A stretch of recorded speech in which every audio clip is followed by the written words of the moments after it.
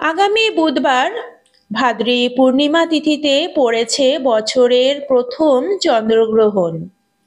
পূর্ণিমা তিথি ও চন্দ্রগ্রহণ সৃষ্টি করছে এক গভীর সংযোগ। এই বিশেষ দিনে ভুলেও করবেন না এই 5টি কাজ। পরিবারে চরম বিপর্যয় নেমে আসবে, চরম দুঃখ দুর্দশা নেমে আসবে। তাই বন্ধুরা প্রথমেই থেকেই কিন্তু সাবধান হয়ে যান। নমস্কার বন্ধুরা, আমার চ্যানেলে আপনাদেরকে জানাচ্ছি অনেক অনেক স্বাগত। বন্ধুরা, আশা করছি আপনি এবং আপনার পরিবার সকলেই খুবই ভালো আছেন, সুস্থ আছেন এবং সুখে আছেন। সামনেই আসতে চলেছে ভাদ্রী পূর্ণিমা। ভাদ্র মাসের এই পূর্ণিমা তিথিটি মা লক্ষ্মীর অত্যন্ত প্রিয় তিথি। প্রায় প্রত্যেক গৃহস্থ বাড়িতেই মা লক্ষ্মী আর নারায়ণ ভগবানের বিশেষ পূজা অর্চনা করা হয়। অনেক বাড়িতে এই দিনটিতে মা লক্ষ্মীর বার্ষিকী পুজোও কিন্তু করা হয়ে থাকে। এই দিনটি মা লক্ষ্মী পূজার জন্য অত্যন্ত শুভ তিথি, মা লক্ষ্মীর গৃহের আগমনের তিথি। বন্ধুরা, বছরের প্রথম চন্দ্রগ্রহণ অর্থাৎ 2024 সালের প্রথম চন্দ্রগ্রহণ পড়েছে ভাদ্রী পূর্ণিমা তিথিতে। তাই এই বিশেষ তিথিটি অত্যন্ত নিয়মপূর্বক পালন করা উচিত। সনাতন ধর্মে গ্রহণের বিশেষ কিন্তু নিয়ম থাকে, তা আমরা অবশ্যই মেনে চলি। এইগুলি না মেনে চললে পরিবারে নানান রকম সংকট বেড়ে যায়। সেই রকম পূর্ণিমা তিথিতেও কিছু বিধি নিষেধ মেনে চলা উচিত। আজকে আমি আপনাদের কাছে শেয়ার করব এই বছর অর্থাৎ 2024 সালে প্রথম চন্দ্রগ্রহণের পূর্ণাঙ্গ সময়সূচি।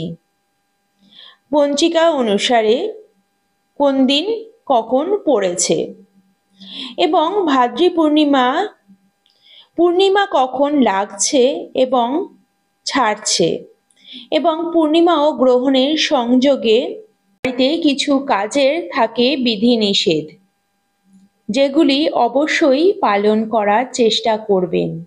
5টি কাজ সম্পর্কে বলে দেব, যেগুলি আপনারা ভুলেও করবেন না এবং পূর্ণিমা তিথির এই সংযোগে। তাই আমার সকল বন্ধুদের কাছে অনুরোধ, ভিডিওটিকে একদমই স্কিপ করবেন না, পুরোটি ভিডিওটা দেখবেন এবং যদি ভালো লাগে তাহলে একটা লাইক করবেন এবং কমেন্টে লিখবেন জয় মা লক্ষ্মীর জয়।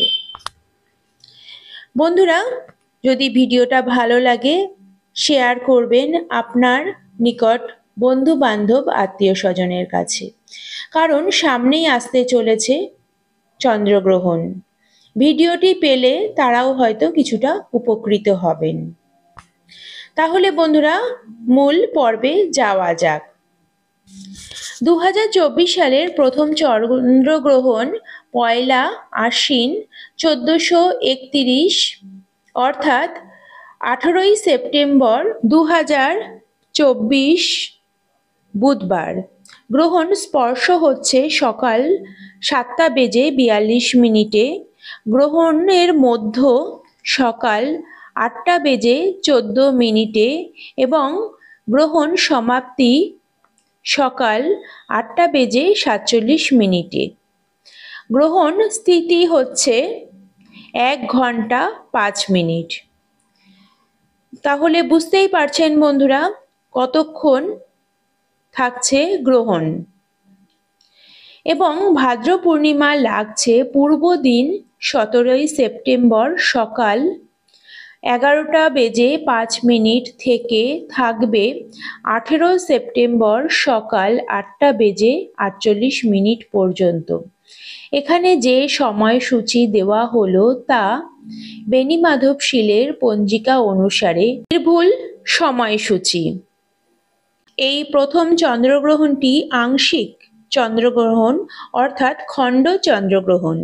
এবার আপনাদের বলে দেব এই বিশেষ দিনটিতে আপনারা কি কি কাজ ভুলেও করবেন না, যদি পরিবারের মঙ্গল চান তবে।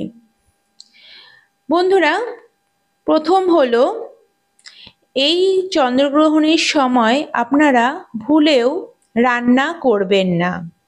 গ্রহণকালে রান্না করা একেবারেই উচিত নয়।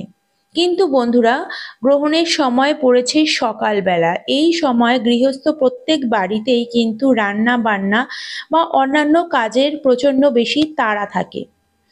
কিন্তু আপনারা এই গ্রহণের সময় রান্নাটা কিন্তু একদমই করবেন না।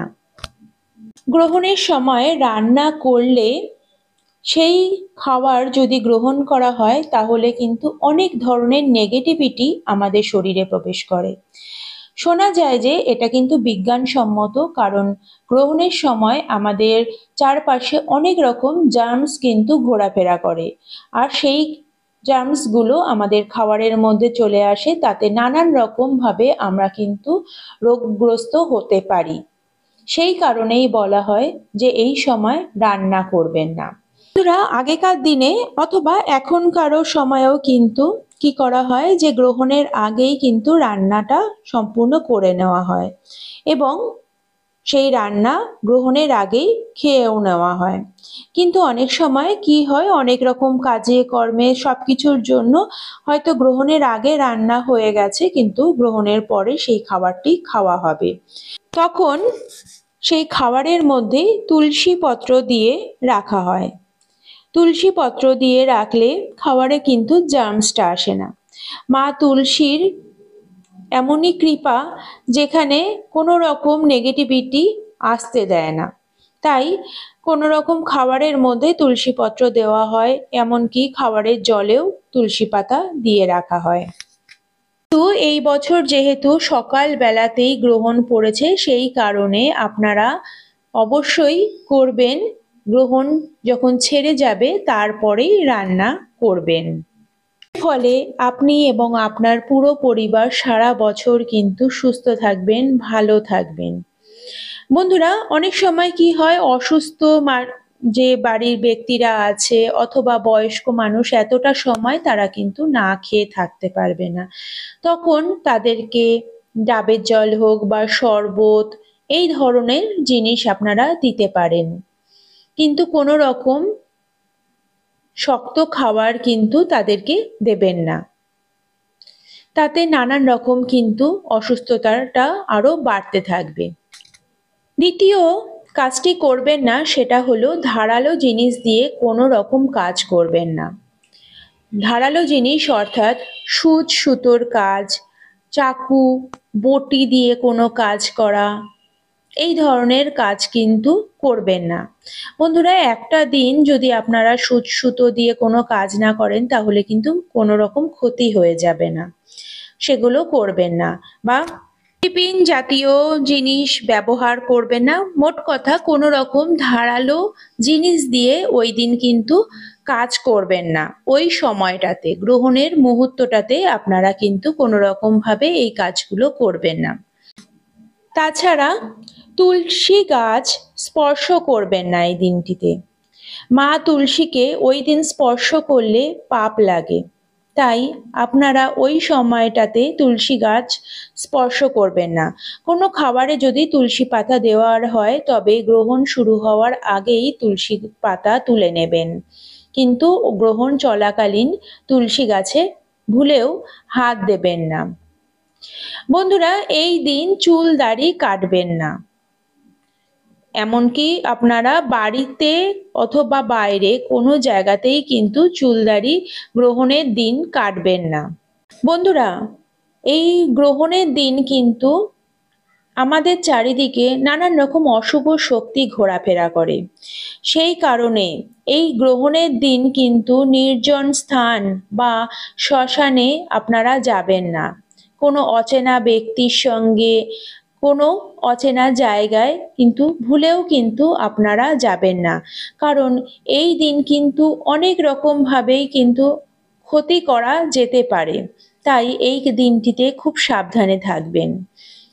বন্ধুরা, গর্ভবতী মহিলারা কিন্তু এই দিনটিতে কোনো রকমভাবে কোনো কাজ করবেন না। এতে বাচ্চার উপর অনেক রকম খারাপ প্রভাব পড়তে পারে।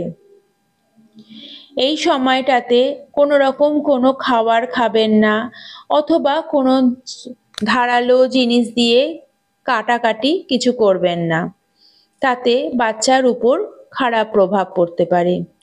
তাছাড়া গ্রহণ চলাকালীন পুজো করবেন না। গ্রহণ শেষ হওয়ার পরে আপনারা পুজো করবেন, কিন্তু চলাকালীন কোনো রকম পুজো করবেন না। যেহেতু গ্রহণের দিন আমাদের চারিদিকে অশুভ শক্তি থাকে, সেই কারণে গ্রহণ শেষ হয়ে যাওয়ার পরে পুরো বাড়ি ঘর খুব ভালো করে পরিষ্কার করে চারিদিকে গঙ্গা জল ছিটিয়ে নিজে স্নান করে পরিষ্কার বস্ত্র পরে তারপরে আপনারা পূজা অর্চনা করবেন এবং চারিদিকে ধূপ ধুনো ধরিয়ে দেবেন। তাতে ঘরে যত রকম নেগেটিভিটি সমস্ত কিছু কিন্তু দূর হবে। বন্ধুরা, আজকের মতন ভিডিওটাকে এখানেই শেষ করছি। আগামী পর্বে আপনাদের সঙ্গে আবার দেখা হবে।